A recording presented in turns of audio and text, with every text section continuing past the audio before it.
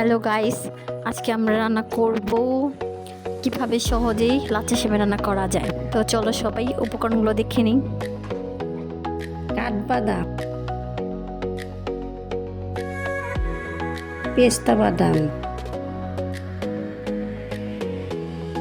চিনি, কাজু বাদাম, কিশমিশ, দারচিনি, এলাচ, তেজপাতা।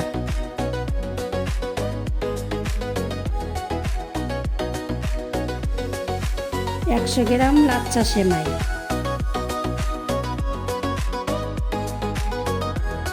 গায়ের দুধ আমি ঘন করে জাল দিয়ে নিব। তার 2টা তেজপাতা, 2টা এলাচ, 2টা দারচিনি দিয়ে সুন্দর করে ঘন করে জাল দেব।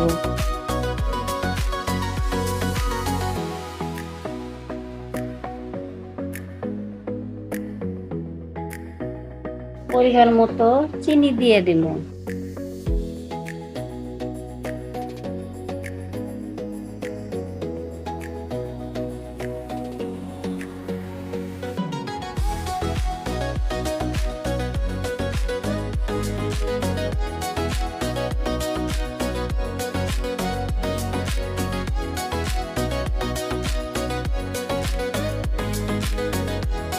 তারপরে বাদাম কুচিগুলা দিয়ে দিব, দিয়ে তারপরে আমি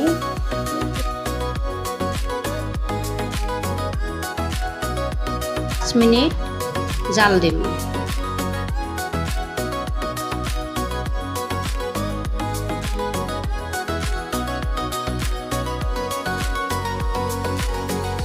এবার দুধটা সেমার মধ্যে ঢেলে দেব,